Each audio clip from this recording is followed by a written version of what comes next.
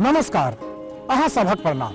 हम छी आज मिथिला का अंचल में। मतलब ये कि मैं हूँ मिथिला की धरती पर, वो मिथिला जिसे जनकपुर भी कहते हैं। जनकपुर का मतलब सीता का देश, जिनका हाथ थामा था स्वयंवर के जरिए मर्यादा पुरुषोत्तम श्री राम ने। आज उसी मिथिला के सफर पर हम हैं। मिथिला की सौंधी महक, मिथिला की खुशबू, मिथिला की जमीन के कई रंग को देखेंगे हम इस सफर में। तो चलते हैं मिथिला के सफर पर।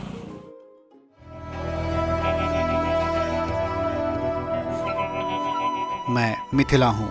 पौराणिक और ऐतिहासिक प्रमाण है हमारा।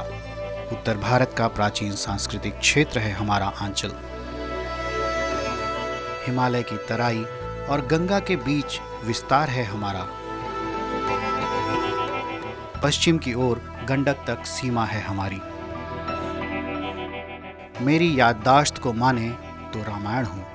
राजा जनक की पुत्री सीता को यहीं स्वयंवर के द्वारा अयोध्या के राजकुमार राम ने हासिल किया था। मेरे पुरातन स्वरूप की बात करें तो मेरे आंचल में कई ऐसे क्षेत्र हैं जो आज कई जिलों में विभाजित हैं। इन सभी जगहों पर मेरी सौंधी महक है, मेरी रंग बिरंगी छटा है। मेरा इतिहास जितना गौरवशाली रहा है उतना ही वर्तमान भी भव्य है। आइए, आज जब आप मुझसे रूबरू होने को तैयार हैं तो देखिए मेरे कई रूप को। अब निकले हैं मिथिलांचल के सफर में। दूरी लंबी है, पैदल तय नहीं की जा सकती है। तलाश है हमें एक सही सवारी की। देखते हैं, शायद कोई सवारी मिल जाए, उस सवारी से हम इस दूरी को तय करें और मिथिलांचल के रंग को देखें। हम देखें कौन सी सवारी हमें मिलती है।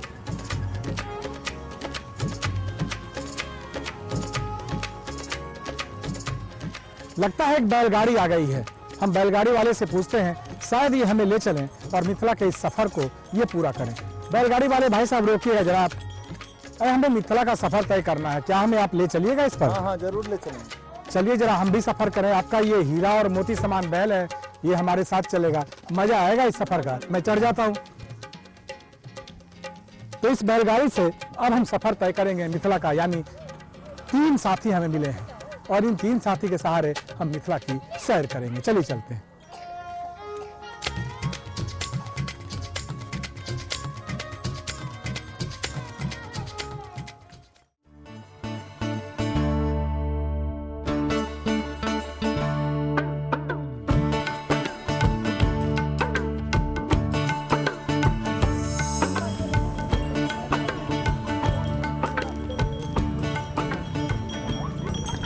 गाड़ी वाली जरा रुकना, क्या सामने क्या है, जरा इससे देखें। भाई साहब ये क्या खा रहे हो आप? मैं खाना खा रहा हूँ। जरा हम भी देखें आखिर है क्या ये। हमें लगता है खा रहे हो, बहुत स्वादिष्ट चीज है कुछ। अरे सर, आप लोग तो ड्राई फ्रूट खाने वाले हो, काजू किशमिश खाने वाले हो। तो ये क्या है? ये मिथिलांचल की सबसे फेमस चीज है। ये अच्छा। खाने में बहुत स्वादिष्ट लगता है। जरा हमें भी खिलाओ ना, चखाओ जरा, देखो मैं भी क्या है। ये लो भाई, लो। देखने में तो सुंदर है। वाह यार, बहुत सुंदर चीज आपने खिलाया है, बहुत स्वादिष्ट है। ये क्या यहाँ उपजता है क्या? कैसे लोग उपजाते हैं? इसकी उपज जो है खेती में की जाती है। इसकी बहुत बड़े मतलब पोखर वगैरह में इसकी खुद खेती की जाती है।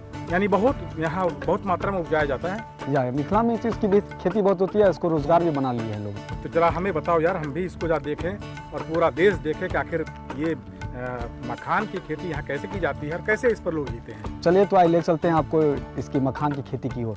चलिए फिर चलते हैं, देखते हैं मखान की इस खेती। फॉक्स नॉट यानी कि मखाना वाटर लिली परिवार और यूरेली फेरोक्स बायोनॉमिकल नाम वाला खास मेवा है, जिसके बिना मिथिलांचल में कोई भी अनुष्ठान पूरा नहीं माना जाता है। आम जिंदगी में तो मखाना की अहम भूमिका है ही। नई जिंदगी की शुरुआत करनी हो, बेटी का हाथ पीला करना हो या फिर जीवन की अंतिम यात्रा, हर जगह ये मखाने हैं। पुरातात्विक शोध के अनुसार न्योलिथिक काल में चीन में काफी मात्रा में खाद्य पदार्थों में मखाना शामिल था। वहाँ आयुर्वेदिक दवा के रूप में इसका जमकर प्रयोग होता था। लगभग 3000 वर्ष पहले चीन में मखाने की खेती देखी गई थी। खाने में खीर हो या नमकीन, मखाने का जवाब नहीं। हालांकि मखाने का अधिकांश प्रयोग टेक्सटाइल उद्योग में स्टार्च के रूप में किया जाता है। देवों का पसंदीदा मखाना अब विदेशों के डाइनिंग टेबल पर अपनी खास जगह बना चुका है। क्रमशः 12 और 79% प्रोटीन और कार्बोहाइड्रेट वाला मखाना यूरोप में ऑर्गेनिक और फैट फ्री खाद्य के रूप में पहचान बना चुका है। नाबार्ड और विभिन्न योजनाओं के पहल के बाद मिथिलांचल के 7 जिलों में बीज से लेकर पूंजी और तकनीकी सहायता का काम सरकार कर रही है, जिसके कारण इस इलाके में मखाने की खेती की ओर यहाँ के लोगों का रुझान भी काफी बढ़ा है। पारंपरिक या आधुनिक तौर तरीकों की बात करें तो मखाने की खेती मूलतः गहरी जमीन, तालाब और पोखर में प्रायः धान, गेहूं या हरे चारे के साथ की जाती है। चूंकि कई नदियों वाले इस मिथिलांचल में मखाने की सारी जरूरतें पूरी हो जाती है, इसलिए मखाने की उपज के लिए यहाँ विशेष योजनाएं भी चलाई जा रही है। अमूमन मई-जून में मखाने को बोया जाता है और अक्टूबर-नवंबर तक तैयार कर लिया जाता है। मखाने की फली को एकत्र करने के बाद भी कड़ी मशक्कत करनी पड़ती है। इसे सुखाकर भूना जाता है और गर्म अवस्था में इसे पीटकर इसका लावा निकाला जाता है, तब जाकर कहीं श्वेत मखाना नजर आता है।